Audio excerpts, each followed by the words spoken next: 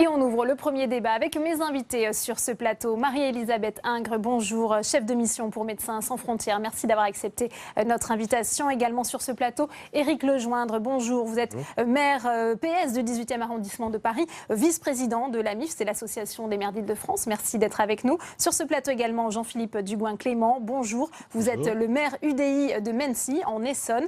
Et j'accueille également Sébastien Lyon, bonjour, directeur général d'UNICEF France. On a vu dans ce reportage, première question pour vous, Marie-Elisabeth Ingres, finalement, ça se passe bien sur place, dans le calme. Est-ce qu'il y a un travail de pédagogie, d'information qui a été suffisant? Vous avez reçu il y a quelques temps et vous inquiétez des conditions de ce démantèlement. Oui, en fait, des informations ont été données hier par des maraudes tout l'après-midi auprès des réfugiés pour leur expliquer un peu comment ça s'organiserait ce matin. Dans l'ensemble, ça s'organise plutôt bien et dans le calme. Et ça, il faut le souligner, c'était une inquiétude assez importante de la part des associations. Là où on est un peu plus en difficulté, c'est qu'on se rend compte finalement que ce sont les premiers arrivés qui sont servis. Et en ce qui nous concerne, les mineurs sur lesquels nous étions assez attentifs et les patients, évidemment, font des allers-retours en disant est-ce qu'on y va, est-ce qu'on n'y va pas, parce qu'il y a beaucoup de monde.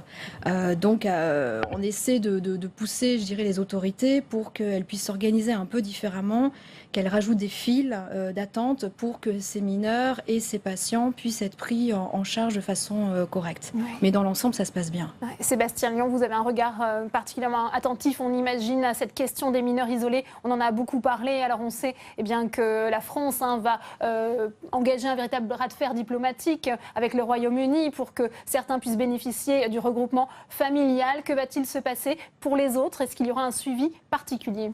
Alors c'est la question qui nous préoccupe le plus en ce moment. Il y a effectivement d'intenses négociations qui ont été en cours et qui continuent d'être en cours entre M. Cazeneuve et son homologue britannique. Il y a déjà à peu près 200 mineurs qui ont pu quitter la France en bénéficiant d'un passage légal, comme est autorisé par les règlements de Dublin aujourd'hui. On pense qu'il y en aura d'autres, on espère qu'il y en aura d'autres. On sait que les discussions sont encore en cours, donc on est très attentif à ces discussions et on espère qu'elles aboutiront pour que tous les mineurs qui en font la demande et qui peuvent être accueillis en Grande-Bretagne puissent le faire. Et puis vous le disiez, aujourd'hui, la grande préoccupation pour nous, c'est ces mineurs qui vont rester sur le territoire français. Donc on attend de voir avec impatience les dispositifs qui vont être mis en place. Il faudra que ce soit des dispositifs de protection. Je rappelle que la France doit protection aux mineurs qui sont sur son sol, quel que soit leur statut migratoire. Et on sera vigilant à ce que ce soit le cas dans les jours et les semaines qui viennent. C'est au rôle de l'État, au département. Qu'attendez-vous exactement des autorités? Alors, je pense qu'effectivement, c'est le rôle de l'État en premier lieu de mettre à l'abri ces enfants tout de suite dans la situation de danger dans laquelle ils sont à Calais. Je rappelle que les conditions là-bas sont effrayantes pour les mineurs. On a eu l'occasion de publier une étude en juin qui s'appelait Ni sain ni sauf, qui était une étude sociologique où on avait rencontré une soixantaine de mineurs non accompagnés sur la jungle de Calais, mais aussi à Grande-Synthe et dans des petits camps qui sont dans les Hauts-de-France. Et cette étude montrait des conditions de vie dramatiques, l'emprise très forte des passeurs, bien entendu, et des cas qui relèvent de la traite des êtres humains, clairement. Et donc, pour tout cela, il faut effectivement une mise à l'abri inconditionnelle rapide pour ces mineurs qui sont aujourd'hui encore à Calais. Alors Jean-Philippe Dugoin-Clément, on sait que en ce qui concerne les migrants de Calais, ils ne vont pas être acheminés ni vers l'Île-de-France ni vers la Corse pour l'instant, mais il y a quand même un devoir de solidarité nationale, territoriale qui est en train de s'opérer. C'est au rôle des élus aussi d'accueillir ces migrants selon vous ? La question des élus locaux se pose en fonction des moyens que donne l'État. Et aujourd'hui, malheureusement, force est de constater que sur un certain nombre de sites ou d'installations, que ce soit par rapport aux migrants dont on parle sur Calais ou venant d'autres secteurs, y compris qu'il y a des démantèlements de camps sur Paris, bien souvent l'État impose des secteurs, impose des lieux et n'a aucune concertation avec les élus locaux, n'amène aucun moyen, ce qui pose des problèmes, y compris sur les conditions d'accueil qui peuvent être faites par la suite, et le ressenti sur les populations. Une réaction, Éric Lejoindre. On sait que le 18e arrondissement va accueillir, d'après la volonté d'Anne Hidalgo, un centre justement pour migrants. Alors ils ne vont pas forcément arriver de Calais. Il faut que toutes les villes prennent en charge ces migrants, c'est ce que vous dites ? Il faut bien sûr que toute la France prenne en charge ces migrants et ça se fait forcément d'abord dans les collectivités, d'abord dans les villes. Et moi je crois que les maires ont un rôle important à jouer, d'abord pour faire le lien avec la population et pour faire en sorte d'aider à organiser et de rassurer. Dans le 18e, comme on l'a souhaité avec Anne Hidalgo, on va mettre en place ce centre pour les primo-arrivants. On a déjà mis en réalité en place dans le 18e des centres d'accueil. 120 personnes sont accueillies rue Coustou, à Montmartre, depuis très longtemps maintenant, sans que ça ne pose de problème à personne. Et je crois effectivement que les collectivités, les maires ont un rôle à jouer pour faire le lien avec la population, travailler avec l'État bien sûr, qui est l'organisateur et qui est en grande partie le financeur, mais aussi pour prendre ses propres initiatives et pour faire en sorte que face au défi de l'accueil des migrants, tout le monde s'y mette un peu, parce que si tout le monde s'y met un peu, on devrait y arriver sans trop de difficultés. Ouais, mais est-ce qu'il y a assez de concertation, c'est ce que dénonce Jean-Philippe Duhain-Clément. On a vu certaines collectivités réticentes à l'idée d'accueillir ces migrants, avec aussi des réactions négatives auprès de la population. Encore aujourd'hui, on a appris qu'un futur centre d'accueil et d'orientation, un CAO situé à Loubéras et dans le Puy-de-Dôme, a été incendié, certainement volontairement. Je crois que c'est justement là le rôle des maires et des élus locaux, c'est de faire ce lien, c'est de faire ce travail. La population du 18e, elle a pu aussi être inquiète de notre projet d'ouvrir ce centre humanitaire. Et il a fallu faire un travail avec tout le monde de conviction, de transparence aussi. Il faut dire les choses.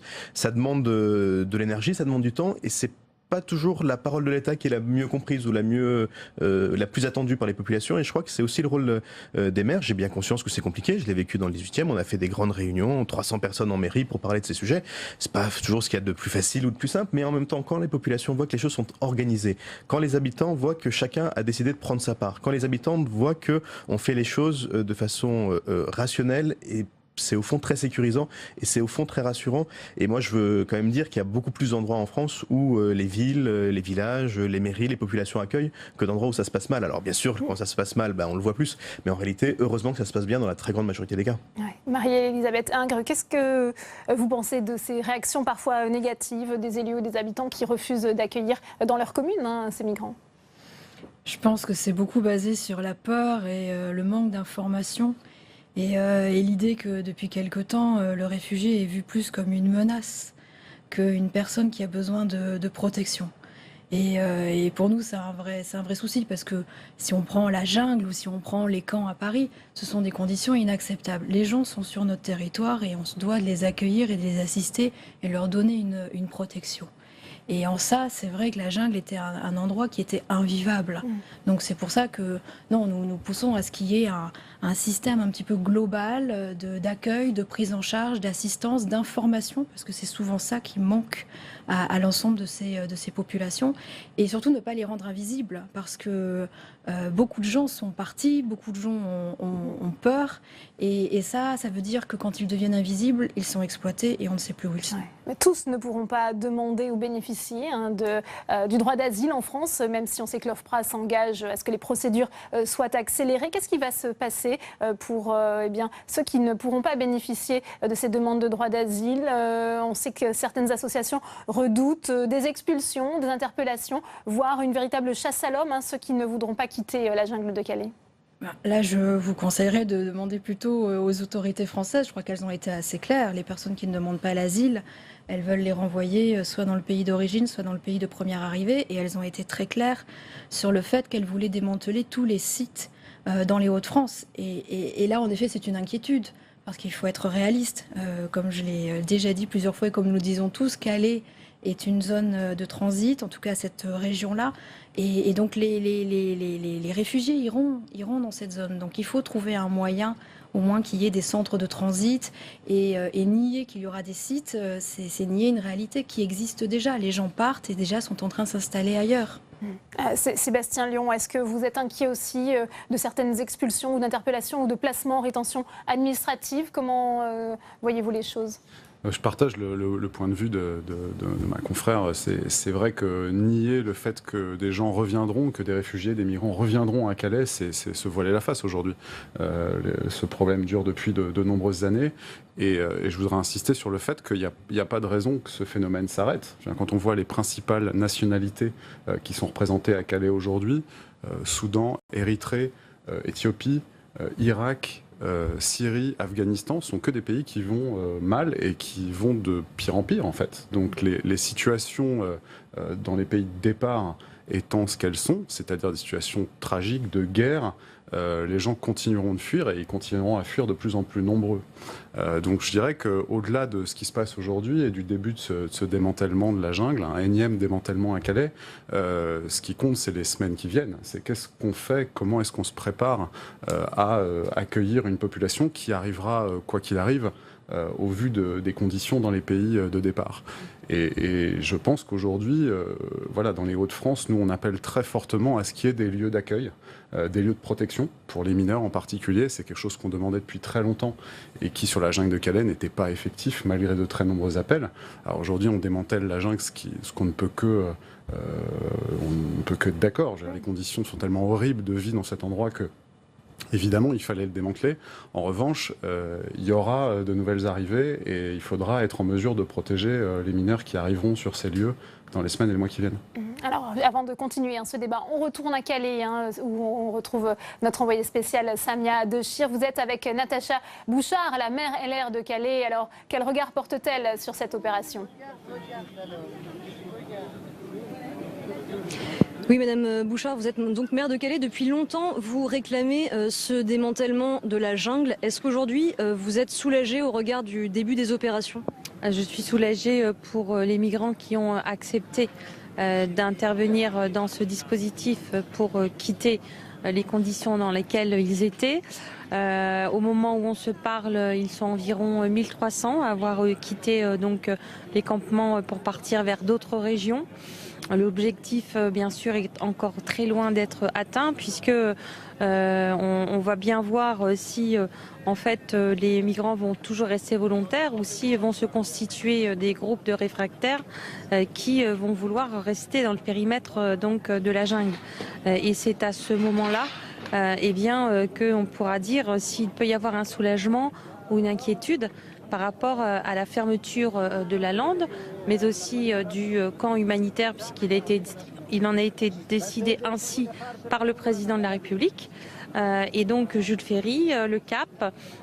Donc voilà, beaucoup de soulagement aujourd'hui de voir déjà le nombre de migrants diminuer, mais d'un autre côté, beaucoup d'inquiétude pour l'après et la fin du démantèlement. Alors justement, est-ce que ce que vous craignez dans l'après, c'est la formation de nouveaux campements éparpillés dans la ville et autour de la ville ? À partir du moment où la décision a été prise de fermer l'espace humanitaire. Alors, nous avons un petit problème technique avec Calais. On va continuer le débat.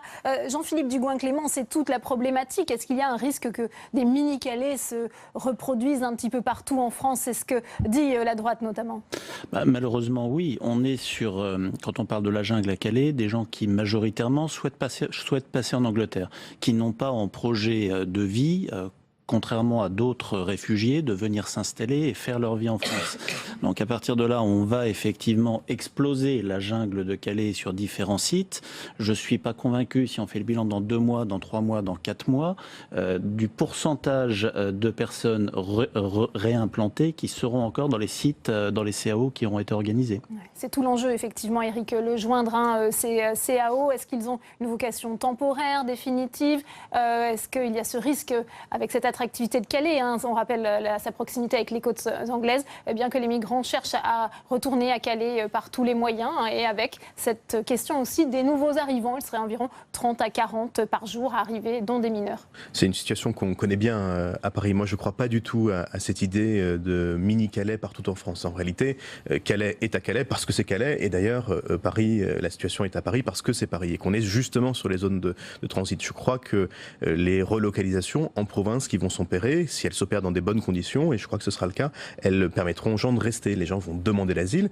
Ensuite, la question se posera de savoir pour ceux qui seront déboutés du droit d'asile. Mais je ne crois pas du tout à cette idée que d'eux-mêmes, les migrants isolés vont aller n'importe où en France se rassembler parce qu'il y aura 40 personnes dans un centre d'accueil, parce qu'il y en a 40 ailleurs. Donc je crois que cette idée du mini-Calais est un mythe total et qu'on fait peur aux gens. Et qu'on fait peur aux gens pour rien. Parce qu'en réalité, quand dans une ville on va accueillir 40 personnes, on accueillera ces 40 personnes-là, le temps qu'elles resteront. Et personne d'autre va venir à côté des centres s'implanter. Ça n'a pas de sens de le croire. Par contre, la question qui est posée, c'est celle du premier accueil. Quand les personnes arrivent en France, comment on les accueille? Et c'est le sens du centre d'accueil qu'Anne Hidalgo a annoncé, qu'on est en train de créer dans le 18e, c'est justement de gérer cette période avant qu'on puisse répartir les migrants sur le territoire. Et c'est là, et c'est à ce moment-là que les campements existent. Les personnes qui sont aujourd'hui dans les rues de Paris, c'est des gens qui arrivent et il faut s'en occuper maintenant avant d'avoir des groupes trop importants et d'avoir des campements trop importants. Et donc c'est cette première étape qu'il faut encore qu'on travaille. Mais par contre, je pense qu'une fois que les personnes ont pris la décision de demander l'asile en France, elles resteront là où elles sont le temps que leur demande d'asile soit étudiée. Et je ne crois pas du tout que des gens vont spontanément aller dans plein de villes de France pour créer des campements. Pourquoi d'ailleurs? Ça n'a aucun sens. Les migrants ont tous des trajectoires différentes, mais ce sont aussi des personnes rationnelles et elles ne vont pas aller faire n'importe quoi, n'importe où, juste pour le plaisir d'être à Épernay. Ouais. Marie-Elisabeth Ingres, il y a aussi cette question, eh bien que la jungle ne se reconstitue finalement. On se souvient de la fermeture de Sangatte, c'était en 2002. Depuis, il y a eu d'autres tentatives de démantèlement de la jungle. Et à chaque fois, eh bien, des populations toujours plus nombreuses arrivent et se concentrent au même endroit. Il faut quand même... faut remettre un peu dans le contexte. Il y a eu quand même 2015 qui était quand même une année où il y a eu des flux importants, des nouvelles routes qui se sont ouvertes, une politique européenne inexistante ou du moins plutôt négative, des États européens qui ont refusé de prendre leurs responsabilités, des questions qui se posent par rapport à cette prise en charge des réfugiés. Donc oui, il y a une peur d'un nouveau Sangatte, mais je pense en fait que c'est une politique européenne globale qu'il faut mettre en place. Et nous, on en voit les conséquences, que ce soit en France ou en Grèce, de ce manque de politique de la part des États européens par rapport à la migration. Sébastien Lion, je vous cite les propos de l'association L'Auberge des Migrants, très impliquée sur place. Son président, Christian Salomé, se dit sceptique. Il dit qu'en détruisant ce campement, finalement, le gouvernement espère régler le problème migratoire. C'est une erreur. Une partie des gens qui vont partir vont revenir. Oui, c'est un risque. C'est un risque qu'on dénonce tous. La situation de Calais, elle est géographique. Elle est en face des côtes de la Grande-Bretagne et par conséquent, elle gardera son attractivité, quelles que soient les mesures qui soient mises en place de renforcement, de murs, de barbelés, de sécurité. Aujourd'hui, c'est très difficile de passer. Il y a des migrants qui le payent et des mineurs aussi qui le payent de leur vie toutes les nuits en tentant de passer sur l'autoroute. On le voit tous les jours, tous les matins, le décompte macabre est fait dans les journaux. Donc, malgré toutes les difficultés, malgré toutes les barrières, Calais restera à l'endroit où il est. Et donc, par conséquent, on pense qu'il y aura des nouveaux arrivants. Je pense pour être un peu constructif et proposer des pistes de solutions, je crois il y a effectivement le problème de la politique européenne. Le règlement de Dublin qui aujourd'hui, tel qu'il existe, n'est pas adapté à la situation. Il n'est plus adapté aux importants flux migratoires qui arrivent aujourd'hui sur l'espace européen. Donc il faut revisiter de fond en comble ces règlements de Dublin. Nous, c'est une demande qu'on fait depuis très longtemps. Et je pense que pour le cas de la France en particulier, il faut reconnaître qu'aujourd'hui, les flux migratoires sont importants en France, qu'il y a des gens qui arrivent et qui peuvent bénéficier d'un accueil meilleur que celui qui leur est réservé aujourd'hui et travailler sur du primo-accueil. C'est-à-dire effectivement ce qui se fait aujourd'hui, le projet qui est à Paris et qu'on salue. Il faudrait envisager aussi des choses comme ça dans les autres endroits d'arrivée. On pense aux Alpes-Maritimes par exemple, avec la route italienne en provenance de la Libye, qui est très active l'été en général et qui l'a été encore cet été. Aujourd'hui, il y a peu de choses qui sont prévues dans les Alpes-Maritimes pour ce primo-accueil qui permet ensuite de sensibiliser, d'informer sur ce qui est possible. Je voudrais juste rappeler que quand on a fait notre étude sociologique sur les camps des Hauts-de-France, les 3/4 des mineurs qu'on a interrogés n'étaient pas au courant des dispositifs auxquels ils avaient le droit en France. Les 3/4. Donc il y a un déficit très important de connaissance des mécanismes, les mécanismes de protection et des droits qui sont ceux auxquels les mineurs en particulier peuvent avoir accès en France. Ouais. Jean-Philippe Dugouin-Clément, il y a cet appel à de la solidarité territoriale. Patrick Caner, ministre de la Ville, l'a rappelé hier, il faut que Calais puisse respirer. Il demande du respect de l'humanité. 30 à 40 personnes par département. Que lui répondez-vous ? La solidarité avec les Calaisiens, elle est évidente. Ce que vivent les habitants de Calais depuis non seulement la jungle, mais déjà Sangatte, ça fait maintenant bientôt 15 ans qu'on est sur une population qui vit un enfer. Et lorsque l'on parle des conditions odieuses, inacceptables dans lesquelles vivent les migrants, moi j'aimerais aussi qu'on parle de la situation des habitants de Calais qui vivent dans une situation extrêmement compliquée. Je crois qu'aujourd'hui il y a une... Ils ont souffert, hein, ça a été rappelé par le sénateur. C'est important de le dire, parce que je crois que c'est cette peur, c'est ce non-traitement de campements de bidonvilles sauvages pendant des années qui fait qu'aujourd'hui tous les habitants, tous les maires de communes rurales, je ne parle pas de Paris, je ne parle pas du 18e arrondissement, je parle de communes rurales. Quand sur une commune de 1700 habitants dans l'Yonne, on apprend il y a 10 jours que l'État, avec la mairie de Paris, avec le 12e arrondissement, réquisitionne un centre de loisirs appartenant à la caisse des écoles du 12e arrondissement pour amener 50 migrants dans ce centre. Et qu'en l'espèce, c'est plus de 400 personnes qui viennent à une réunion publique où le préfet est évacué par les gendarmes, on est dans une situation de peur. On est dans une situation de peur de beaucoup de gens. Et cette situation de peur, elle est entre autres due au fait que la jungle de Calais n'ait pas été traitée, que des campements sauvages de ce type n'aient pas été traités depuis des années, qu'on ait laissé les choses s'aggraver. Aujourd'hui, la maire de Calais le disait tout à l'heure, on parle de 6 ou 7 000 personnes, c'était 2 ou 3 000 il y a quelques années. Et on a laissé, en ne traitant pas les choses, et là je vous rejoins sur les questions d'accueil des primo-arrivants, mais en laissant les choses empirer, on a créé des monstres dont on ne sait plus comment se sortir, et un phénomène de peur raisonnée ou non raisonnée, peu importe, mais de peur des populations locales, lorsqu'on parle de centres d'accueil en zone rurale. Ouais. Éric Lejoindre, je voudrais aussi vous entendre sur cet aspect d'absence de concertation dénoncé par certains élus. Le maire de Saint-Baucile-de-Putois, c'est dans l'Hérault, eh bien, il a envisagé de démissionner puisqu'il proteste contre l'accueil de 87 migrants dans sa commune de 1800 habitants. Il dit qu'il n'y a eu aucune concertation. Moi, je ne sais pas quelle concertation a eu lieu, c'est le rôle de l'État et des préfets de mettre en œuvre cette concertation, mais il fallait aussi, et je crois qu'on doit l'admettre, il fallait aussi aller vite. L'hiver arrive et on ne pouvait pas laisser, je crois, la situation de Calais, pas plus d'ailleurs que celle de Paris aujourd'hui, où il existe aussi des campements de voies publiques, durer encore un hiver. C'était inenvisageable. Il faut que les maires soient dans la boucle. Moi, je pense qu'il faut aussi que les maires proposent, et il y a des villes où effectivement l'État a dit on va réquisitionner un espace, mais il y a d'autres villes qui ont dit mais nous on a un centre de loisirs qui est vide depuis longtemps, une caserne, un bâtiment qui ne sert plus à rien, et qui ont proposé d'eux-mêmes leur aide. Le ministre Cazeneuve a monté une réunion il y a 2 ans où de très nombreux maires, j'y étais, la maire de Paris aussi, d'autres maires d'arrondissement de Paris y étaient, en demandant aux maires de se mobiliser. Beaucoup l'ont fait et ça s'est bien passé. Donc moi je pense qu'il faut renverser les choses. D'abord il faut rassurer, et c'est le rôle de l'État, il faut rassurer sur les moyens d'accueil, il faut rassurer sur les démarches administratives que devront faire ces personnes, il faut rassurer les populations, et ça pour le coup c'est quand même aussi le rôle des élus locaux d'essayer, et je comprends que ça puisse être difficile, mais de prendre sur eux et de dire quand 40 personnes arrivent, ce sont des êtres humains, ce sont des gens qui ont connu des trajectoires compliquées, et ils vont pas venir mettre l'horreur dans notre ville. On va les accueillir, on va travailler avec eux, et puis on verra bien. Et je pense que il faut pas tomber dans cette espèce de spirale qui consiste parce que dans une ville un maire s'oppose très fortement, alors il faudrait que je fasse au moins aussi fort de peur que. Je pense que c'est pas la bonne méthode.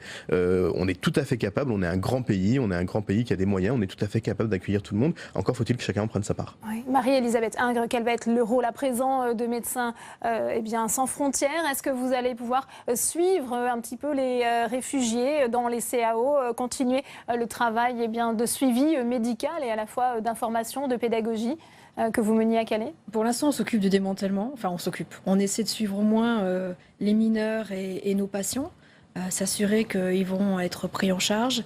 Et ensuite, on va un petit peu voir ce qui se passe dans les Hauts-de-France, parce que nous sommes quand même persuadés qu'il y a encore des choses à suivre. Il y a notamment le camp de Grande-Sainte, qui est toujours existant, qui est fermé maintenant aux nouveaux arrivants sur décision de la sous-préfecture, et il y a toujours des nouveaux arrivants qui arrivent et qui sont refusés, donc on ne sait pas où ils sont.